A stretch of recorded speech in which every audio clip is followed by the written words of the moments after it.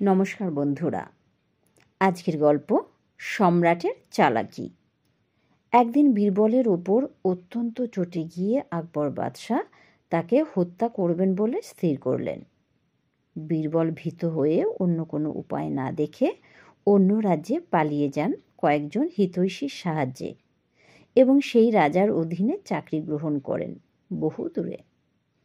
কিছুদিন পর বাদশাহ নিজের ভুল বুঝতে পেরে রাগ পড়ে গেলে তিনি বীরবলের সন্ধানে বিভিন্ন রাজ্যে লোক পাঠালেন, কিন্তু তার কোনো সন্ধান পেলেন না, কারণ বীরবল ছদ্মবেশে সেই রাজার অধীনে চাকরি করছিলেন।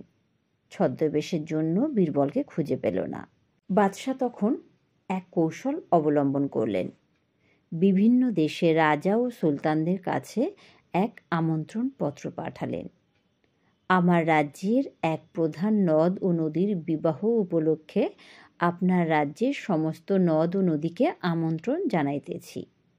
অনুগ্রহপূর্বক আপনার রাজস্থ সমস্ত নদ নদীদের বিবাহ সভায় প্রেরণ করিলে বাধিত হইব।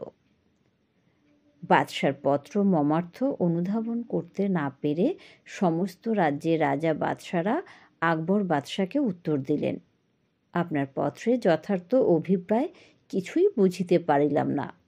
অনুগ্রহপূর্বক স্পষ্ট লিখিয়া অনুরোধ জানাইতেছি, কারণ এর মর্ম অনুধাবন করা বীরবল ছাড়া কারোরই ক্ষমতা নেই।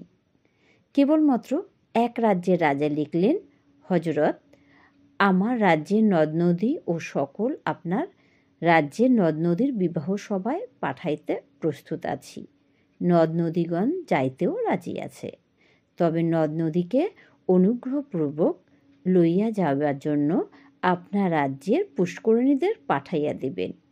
পুষ্করিগণ এলেই সঙ্গে সঙ্গে সমস্ত নদ নদীও যাইবে, অন্যথায় কেউ রাজি হচ্ছে না। পত্র পাঠে আকবর বাদশাহ বুঝতে পারলেন বীরবল সেই রাজার কাছেই আছেন। বাদশাহ লোক পাঠিয়ে বীরবলকে নিজের রাজ্যে ফিরিয়ে আনলেন এবং আবার পূর্বপদে নিযুক্ত করলেন। এই প্রতিশ্রুতি দিয়েছেন তার যেন এ ভুল কোনো প্রকার না হয়। নমস্কার।